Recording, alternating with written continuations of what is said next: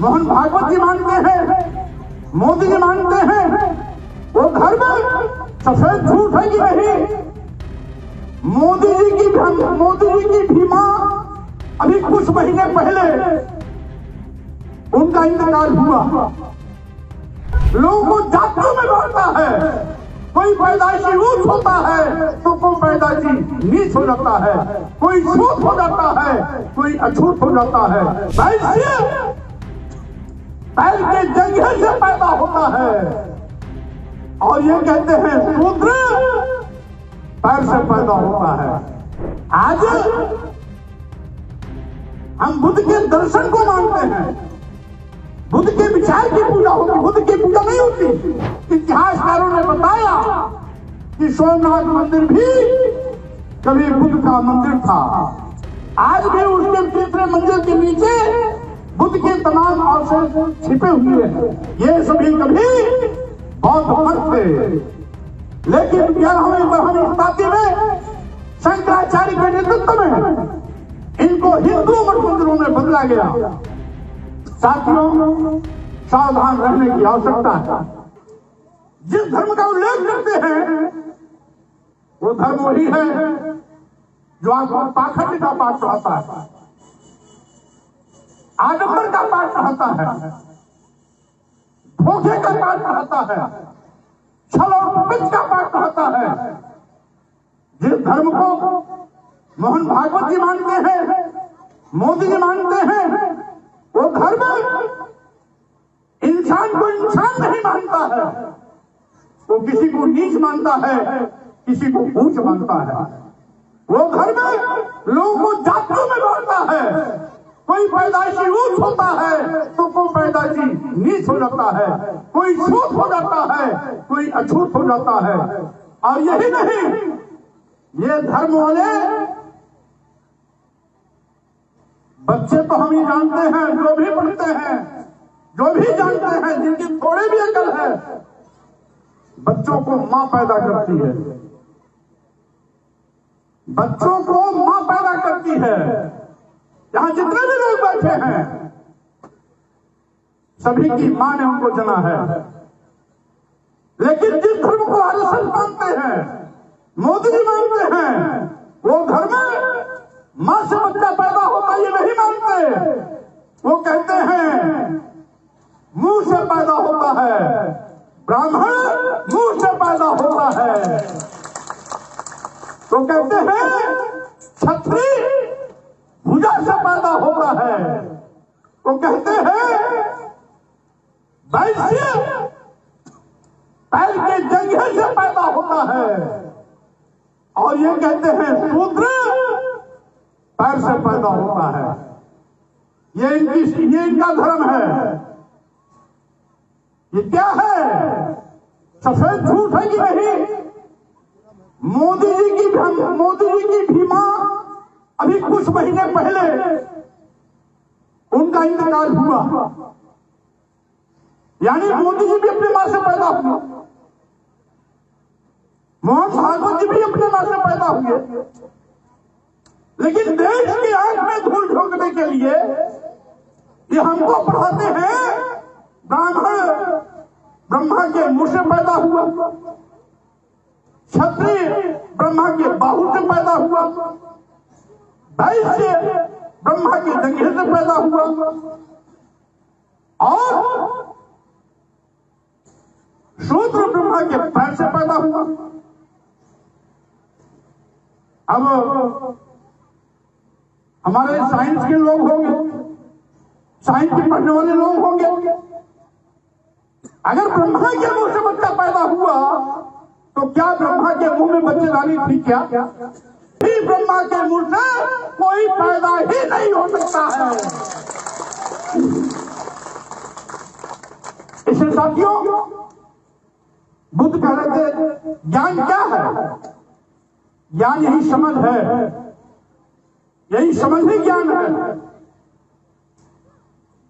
अगर कोई कह दे ये गीता भगवान है, हम उसको भगवान मान लें, हम ज्ञानी हुए कि अज्ञानी? अज्ञानी हुए। आज हम बुद्ध के दर्शन को मानते हैं, बुद्ध के विचार की पूजा होती, बुद्ध की पूजा नहीं होती, बुद्ध के विचार की पूजा होती है। आज भी बुद्ध तो हमारे बीच में नहीं है। 3000 साल हो गया, उनको निर्वाण मिल गया, निर्वाण प्राप्त हो गए, लेकिन आज भी लगभग 140 देश बुद्ध के दर्शन पर चलते हैं, बुद्ध के दर्शन को मानते हैं। साथियों, सम्राट अशोक ने जब बुद्ध की शरण में जाकर के इस देश को शासक महान अशोक बन करके चलाया, वो भारत सोने की चिड़िया कहलाया। जब बुद्ध ने पूरे विश्व के मानवता को मानो एक समान की विचारधारा दी, तो भारत विश्व गुरु कहलाया। आज भी तथागत बुद्ध विश्व धर्मराज माने जाते हैं, क्योंकि विश्व के विचार, विश्व में बुद्ध के विचार आज भी पुष्पित और पल्लवित हो रहे हैं। साथियों, आज दुनिया में कहीं भी खुदाई होती, केवल भारत में नहीं, दुनिया में कहीं भी खुदाई होती है तो बुद्ध की मूर्तियां मिलती हैं, बुद्धकालीन अवशेष मिलते हैं। देश के कोने कोने में जहां खुदाइयां होती हैं, सम्राट अशोक कालीन इतिहास के साक्ष्य मिलते हैं, बुद्ध की मूर्तियां मिलती हैं, क्योंकि उसमें जितने भी शासक हुए, कनिष्क वो भी बहुत बड़ा शासन था, नागवंश वो भी बौद्ध शासन था, नंदवंश वो भी बौद्धों का शासन था, राजा प्रसेनजीत रहे हों या राजा उदयन, ये सब बौद्ध शासक हुआ करते थे। यही नहीं, सम्राट अशोक के बाद भी 6वीं शताब्दी 7वीं शताब्दी तक इस पूरे भारत में बौद्ध शासन हुआ करता था। और साथियों, 11वीं 12वीं शताब्दी के बाद पहली बार बौद्ध साहित्य, बौद्ध प्रतीक को तोड़ने का सिलसिला चलाया 7वीं शताब्दी में, लेकिन 11वीं 12वीं शताब्दी में उसकी पराकाष्ठा हुई, जब तमाम विश्व प्रसिद्ध बौद्ध तीर्थस्थलों को तथाकथित हिंदुओं ने देवी देवता के रूप में उसको हिंदू मंदिर घोषित कर दिया। जैसा कि मैंने पहले भी कहा था, आज भी कह रहा हूं, अभी तो राकेश जी ने बताया ना कि सोमनाथ मंदिर की खुदाई के इतिहासकार, खुदाई के मिले साक्ष्यों से इतिहासकारों ने बताया कि सोमनाथ मंदिर भी कभी बुद्ध का मंदिर था। आज भी उसके तीसरे मंजिल के नीचे बुद्ध के तमाम अवशेष छिपे हुए हैं। बद्रीनाथ, केदारनाथ, जगन्नाथपुरी, बैजनाथ, रामेश्वरम, तिरुपति बालाजी मंदिर, ये सभी कभी बौद्ध मठ थे, लेकिन 11वीं 12वीं शताब्दी में शंकराचार्य के नेतृत्व में इनको हिंदू मठ मंदिरों में बदला गया। साथियों, सावधान रहने की आवश्यकता है। यह हमारी अतीत गौरवमयी इतिहास और विरासत को मिटा करके ढोंग प्रकोष्ठे पाखंड आडंबर, साथ ही ईशा, धोखे और छल प्रपंच की व्यवस्था थोपना चाहते हैं, उससे सावधान रहने की आवश्यकता है। आज ऐसे लोग धर्म की दुहाई देकर जो देश के अस्तित्व को नकारने की कोशिश कर रहे हैं, धर्म के नाम पर हिंदू मुसलमानों को आपस में लड़ाने की कोशिश कर रहे हैं। हिंदू मुसलमानों के आंख में धूल झोंक करके देश को बेचने का पाप कर रहे हैं।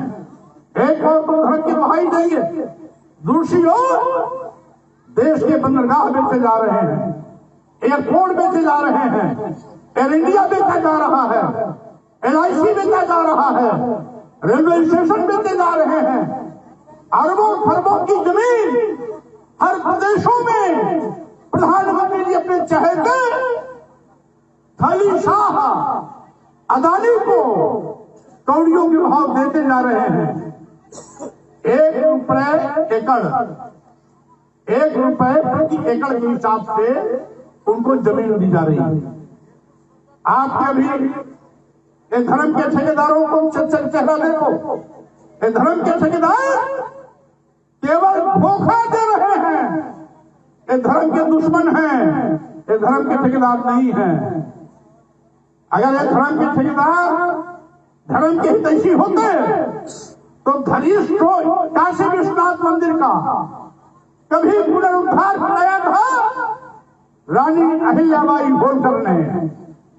इन्होंने कल 2 दिन पहले रानी अहिल्याबाई होलकर की मूर्ति जो गंगा के किनारे वाराणसी में थी तोड़ क्या तहस नहस कर दिया।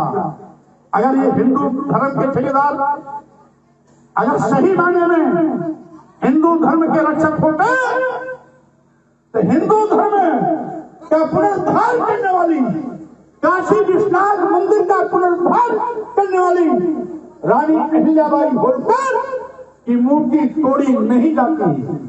अनेक वहां पर शिवालय तोड़े गए, अनेक देवी देवतियों की मूर्तियां तोड़ी गई। इसका मतलब है यह इनका धर्म केवल दिखावा है, छलावा है, आपके आंख में धूल झोंकने की इनकी एक साजिश है। ये धर्म के प्रति चिंतित नहीं है, बल्कि धर्म के नाम पर आपको ठगने, आपको लूटने, आपके ओर पर डकैती डालने, आपको छलने की कोशिश कर रहे हैं। मैं कहना चाहता हूं साथियों, तोड़ा क्यों जा रहा? क्योंकि गंगा के किनारे की कई हेक्टेयर जमीन अदानी को दे दिया गया बंदरगाह बनाने के लिए।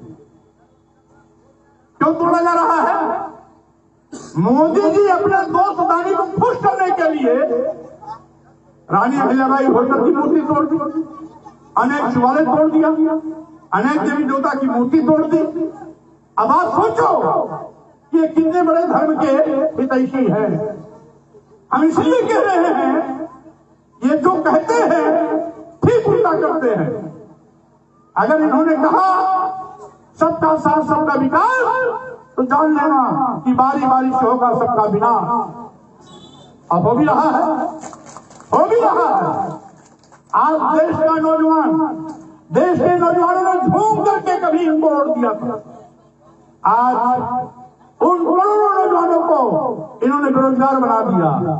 कहा बेटा तुमको सरकारी नौकरी नहीं मिलनी, अगर नौकरी करना है तो 8,000, 10,000, 12,000 की करो, चाहे ग्रेजुएट हो, चाहे पोस्ट ग्रेजुएट हो, चाहे BA हो, चाहे MBA हो, चाहे BBA हो, चाहे BTech हो। अब तुमको नौकरी मिलेगी आउटसोर्सिंग वाली। अब क्या नौकरी मिलता है? अब तो नौकरी सरकारी नौकरी गई, अब मिलेगी 8,000, 10,000, 15,000 की नौकरी। ना खा पाओगे, ना अपने बच्चों को पढ़ा पाओगे, ना अपने बच्चों, ना अपने माता पिता को कपड़ा दवा दिला पाओगे।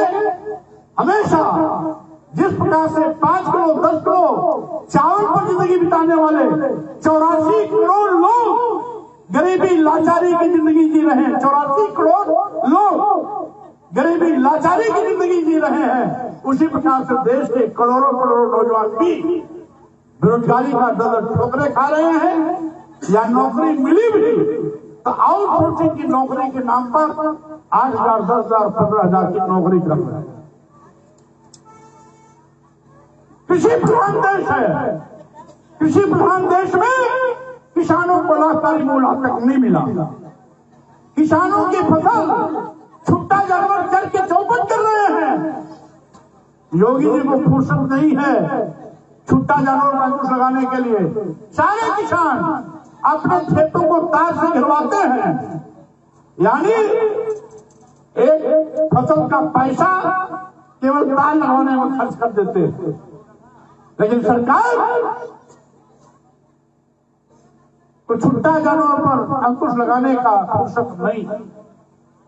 हर 500 मीटर पर शराब की दुकान सरकार खोल सकती है, लेकिन गांव के गरीब जिन स्कूलों में पढ़ते हैं उन स्कूलों को बेहतर बनाने के लिए सरकार के पास पैसा नहीं। आज दुर्भाग्य है इस देश में, जिसके नाते धर्म की दुहाई देकर के लोगों ने सत्ता को हथिया लिया, लेकिन आज सत्ता में जाने के बाद बारी बारी से सबका गला घोटना शुरू कर दिया। नौजवानों को बेरोजगार बना दिया, किसानों को लाभकारी मूल्य नहीं, उसकी लागत भी नहीं निकलती है। स्कूलों को आज बदतर बना दिया, उस शिक्षा को महंगा बना दिया। स्कूल बंदी के कगार पर है। यही नहीं, आज मोदी जी कहते हैं हम भारत को विश्व गुरु बनाएंगे। अरे मोदी जी, किसकी आग में धूल झोंक रहे हो? पूरा दुनिया देख रहा है कि भारत में 84 करोड़ लोग ऐसे गरीब लाचार हैं जो 5 किलो 10 किलो चावल पर अपनी जिंदगी बिताने के लिए मजबूर है। जिस देश में 84 करोड़ लोगों की जिंदगी 5 किलो 10 किलो पर चावल पर चलती होगी, वो देश कभी विश्व गुरु नहीं बन सकता है। और विश्व गुरु बनाने का सपना मोदी जी आप छोड़ दो। विश्व गुरु तो आप क्या, आपके बाद दादा पुरखे नहीं बना पाएंगे। अगर इसको किसी ने विश्व गुरु बनाया है तो तथागत बुद्ध ने बनाया है, और बुद्ध का बनाया हुआ आज भी वो तगमा आज भी वो तमगा लगा हुआ है कि अगर भारत विश्व गुरु है तो बुद्ध के विचारों के चलते है और बुद्ध से है, ना कि मोदी जी और आरएसएस की मेहरबानी से ये कभी बना है ना बन पाएगा। हाँ, इतना जरूर है कि बुद्ध के इतिहास को मिटा करके अगर आप विश्व गुरु बनाने का सपना देखते हो तो तुम्हारी गलतफहमी है। जब 3000 साल से आज तक बुद्ध को कोई नहीं मिटा पाया, तो मोदी जी आज जैसे सैकड़ों लोग आएंगे जाएंगे, बुद्ध को कोई बुरा नहीं पाएगा। क्योंकि बुद्ध केवल भारत में नहीं, बुद्ध आज पूरी दुनिया में है। बुद्ध आज पूरे विश्व में है। बुद्ध पूरे विश्व में पूजे जाते हैं। बुद्ध का विचार, बुद्ध का दर्शन, बुद्ध का सिद्धांत आज पूरी दुनिया में है, पूरे विश्व में। इसलिए मैं कहना चाहता हूं साथियों, जहां तक रही बात प्रबुद्ध भारत में, तो आप जानते हो बुद्ध के विचारों पर चले तो सम्राट अशोक महान बन गए। बुद्ध के विचारों पर चले तो सम्राट अशोक महान बन गए। बुद्ध के विचारों पर चले तो भारत सोने की चिड़िया बन गई। बुद्ध के विचारों पर चले तो लोगों के घरों में ताले नहीं लगते थे, चोरियां नहीं होती थी, डकैतियां नहीं बनती थी, चिड़िया पक्षी पशुओं के लिए भी अस्पताल हुआ करते थे। आज तो इंसानों को भी अस्पताल में निःशुल्क दवा नहीं मिलती। सम्राट अशोक के जमाने में चिड़िया पक्षी पशु के लिए भी जगह जगह पर अस्पताल होते थे, निःशुल्क दवाइयों की व्यवस्था होती थी। वो भारत था जो सोने की चिड़िया कहा जाता है। आज भी जो बुद्ध के दर्शन पर चल रहे हैं, दुनिया की तकनीकी में नंबर 1 है। जापान पूरे विश्व की टेक्नोलॉजी में नंबर 1 है, क्योंकि वो बुद्ध का देश है, बुद्ध के विचारों का देश है। वहां का राष्ट्र धर्म भी आज भी बहुत है। इसलिए मैं कहना चाहता हूं, जो बुद्ध को मानते हैं वो दुनिया में हमेशा अपना परचम लहराते आए हैं, आगे भी लहराते रहेंगे। और इसीलिए मोदी जी आप भी तो भले ही मजबूरी में, लेकिन आप भी बुद्ध का नाम लेने के लिए मजबूर हो जाते हैं जब भारत के बाहर जाते हैं। जब भारत के किसी देश में जाते हैं तो आप अपना पहचान बताते हैं, हम उस भारत से आए हैं जहां बुद्ध पैदा हुए थे। यानी बुद्ध को तो आप भी नहीं भुला पाते, लेकिन भारत में जब रहते हो तो बुद्ध को बुद्ध नहीं याद आते, लेकिन भारत की बात जाते हो तो बुद्ध याद आते हैं। इसका मतलब आप जानते हो पूरी दुनिया में अगर स्वीकारता है तथागत बुद्ध की है और बौद्ध साहित्य का है, बौद्ध दर्शन का है। भारत में पोंगापंथी व्यवस्था है, लेकिन दुनिया में अगर व्यवस्था है तो बुद्ध की व्यवस्था है, बुद्ध का दर्शन है, बुद्ध के विचारों का शासन है। इसलिए आज जब अमेरिका आप जाते हो, संयुक्त राष्ट्र की बैठक में जाते हो तो कहते हो हम उस भारत से आए जहां बुद्ध पैदा हुए, और जहां बुद्ध है वहां युद्ध नहीं है। इसका मतलब ये सब जानते हुए भी कि जहां बुद्ध है वहां युद्ध नहीं, भाषण में तो कहोगे, लेकिन दिल में इतना पाप है कि आप भूल करके भी बुद्ध का नाम लेने में आपकी नानी याद आती है।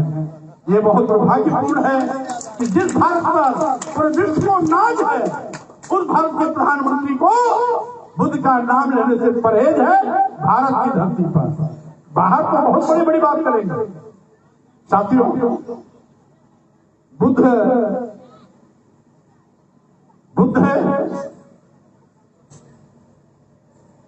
अगर है, अमर है, क्योंकि उनके विचार जितना व्यवहारिक बुद्ध के समय में थे उतने ही व्यवहारिक आज भी हैं। बुद्ध के विचार वैज्ञानिक हैं, और जो वैज्ञानिक विचार है वो शासक लगातार रहेगा। साथियों, एक चीज मैं यहां यह भी कहना चाहूंगा, आज कुछ लोग जो हमारा हिंदू की दुहाई देकर लेते हैं वो सनातनी बनते हैं। अब पहली बार ये कौन सा धर्म है जो समय समय पर अपने धर्म का नाम बदल लेता है? कभी वैदिक हो जाता है, कभी ब्राह्मण धर्म हो जाता है, कभी हिंदू धर्म हो जाता है, अब सनातनी हो गया। इसका मतलब है इनका कोई धर्म नहीं है, इनका धर्म केवल धोखा है, और जिससे इनका धंधा चले वही इनका धर्म है। इनका धर्म धंधा है, इनका धर्म धोखा है, इनका कोई एक धर्म नहीं है। शायद ये गलती से सनातनी बन गए, लेकिन जिस दिन मालूम होगा कि सनातन शब्द भी तथागत बुद्ध का दिया हुआ है, उसके बाद फिर पर्ची मारेंगे, कुछ और करने की कोशिश करेंगे। अभी शायद इनको नहीं मालूम कि सनातन शब्द तथागत बुद्ध का दिया हुआ है। शायद मनवादी लोग ये नहीं जानते। मनवादी लोग ये कहते हैं हम सनातनी हैं। अब सनातन है क्या, इनको यही नहीं मालूम। सनातन सूर्य है जो बिना भेदभाव के सबको रोशनी देता है। वो ब्राह्मण, क्षत्रिय, वैश्य, शूद्र पूछ करके रोशनी नहीं देता। हिंदू, मुसलमान, सिख, ईसाई, बौद्ध, जैन, पारसी पूछ करके सूर्य किसी को रोशनी नहीं देता। पूरी दुनिया को सूर्य बिना जाति धर्म को पूछे, बिना किसी भेदभाव के सबको रोशनी देता है।